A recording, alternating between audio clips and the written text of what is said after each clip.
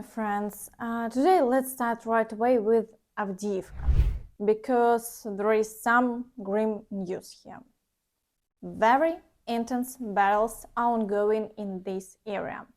A total of 36 assaults were conducted along the entire front line in the past day, marking the maximum count. So it's evident that they are deploying all their forces to advance and seize Avdiivka. Today, battles are being observed in the areas of Novokalynove, Novobakhmutivka and near the coke and chemical plant. There are also renewed attempts to approach the outskirts of Avdiivka from the industrial zone. Multiple groupings are advancing simultaneously, hoping that at least someone will break through and manage to establish a foothold. And it seems that they are succeeding. Late yesterday evening, the Ukrainian Armed Forces reported.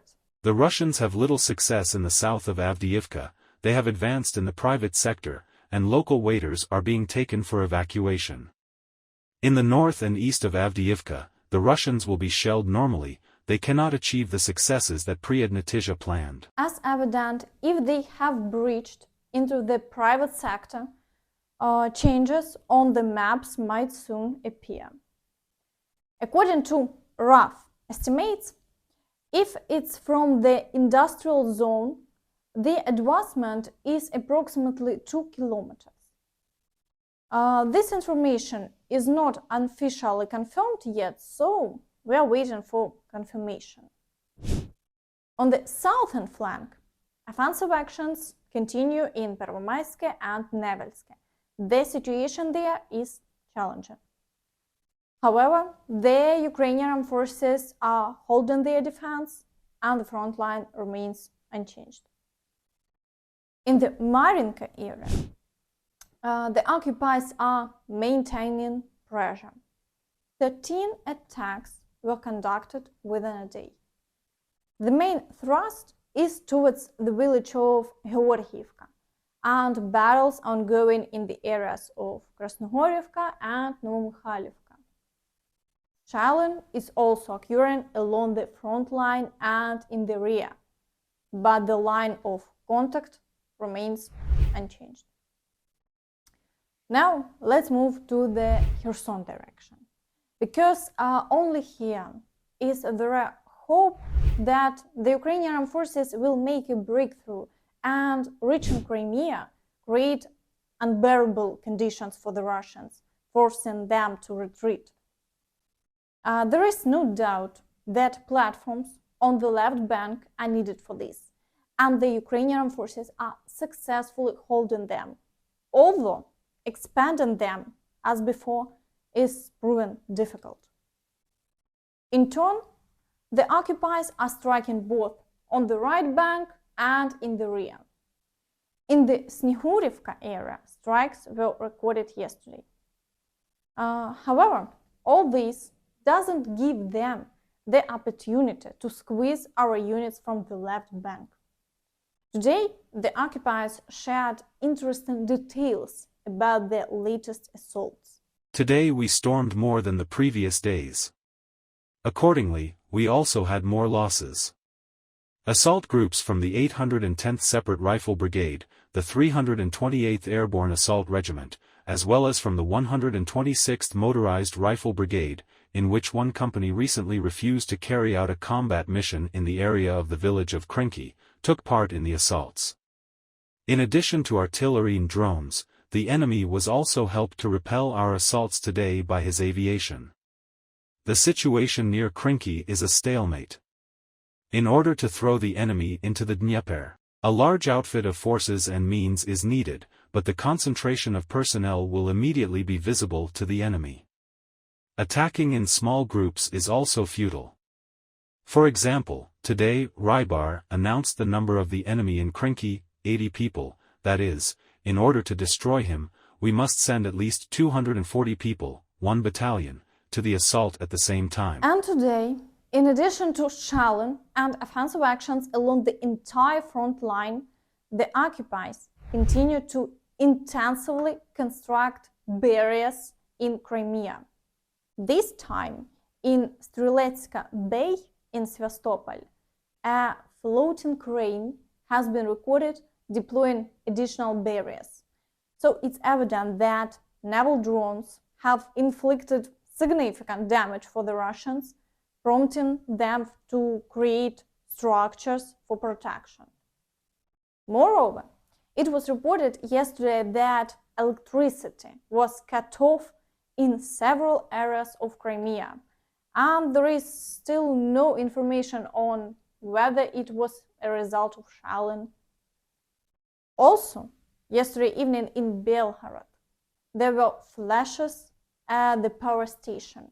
So it seems that this is not a coincidence. So share your thoughts on this in the comments. In the Zaporizhzhia direction, the occupiers have resumed attacks in the Robotyne and Verbove. They conducted 4 assaults and battles are ongoing. There is no progress on their part, and the Ukrainian Armed Forces are successfully holding their defense, but the situation remains challenging. The shelling continues along the entire front line. In the Vuhledar direction, the occupiers also continue their offensive actions, but the direction of attacks has changed. Today, assaults are taking place on the positions of the Ukrainian Armed Forces near Urozhaine and Staromaiorske. The attacks in the Novodonetsk area yesterday didn't lead to any successes, and the front line remains unchanged. The shelling also continues unabated. Unfortunately, there is also bad news in the Bakhmut direction. The Russians are putting pressure on Bakhmut, approaching Chasiv Yar.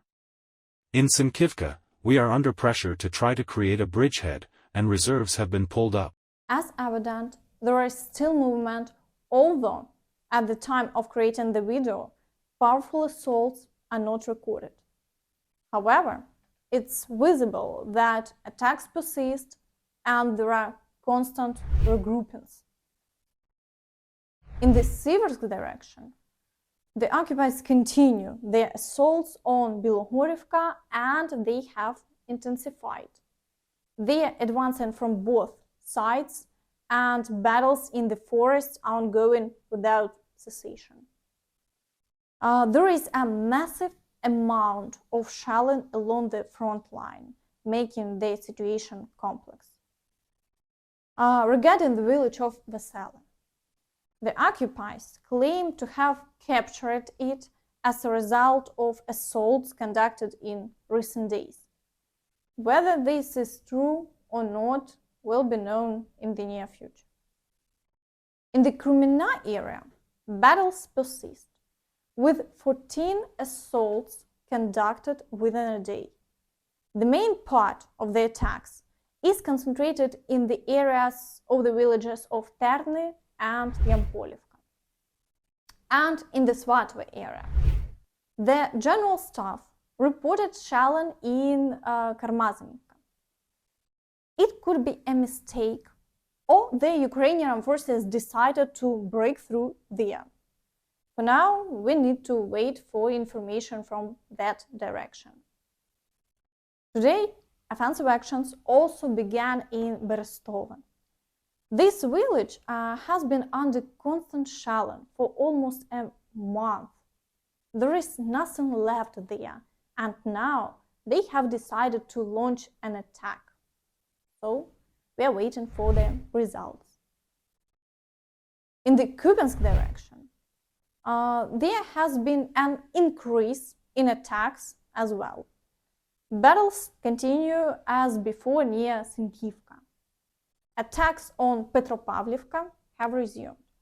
Also, further south, they are trying to break through to Tabaivka.